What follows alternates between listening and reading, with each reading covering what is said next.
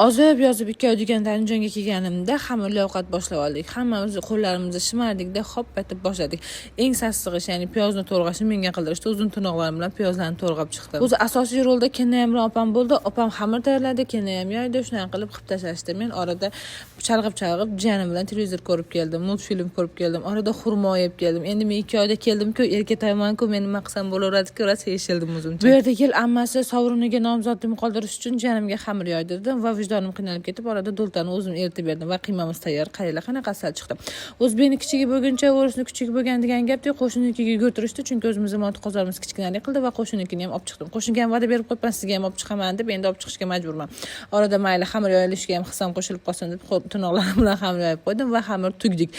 Montini qayerlar tugganimni bir ham xunuk tugdimki, keyin ham o'rgatdi. Keyin o'rgatganda qilib chiroyli qilib tugdik va xonimlarimiz tayyor. Xonim Anjon xonimi bilan Toshkent xonimining juda ham katta farqi bor. Bu yerda keyin ham o'sha menga bir narsalar deb ish buyuryapti, lekin bittasini ham qilmadim. Orada jiyanlarim bilan o'ynab, chichadanga salomlar qizlar. Men ishdan qochish bo'yicha ustasi farangman. Endi keyin ham oshgan xamirdan ertaga sizlarga Philadelphia ham bir narsa qilib beraman deb xamirlarni kesib tashladi va bu yerda chimchi va qatiqlarni tayyorladim. Opam dasturxon tuzab, dasturxonga tortdi va men qo'shninikiga yugurdim. Qo'shnilarga va'da berib qo'yganman-da. Boshqa shaharda o'qiydigan qizlar, sizlar qanchada bir qishloqlarga kelasizlar, kommentariyaga yozib ketinglar. Endi bu yerda cho'g'ni ham olib qo'yganman, estetishni chiqsin deb qayerdan bilay. Ko'proq shunaqa videolar uchun profilimga obuna bo'ling. Xayrli kun.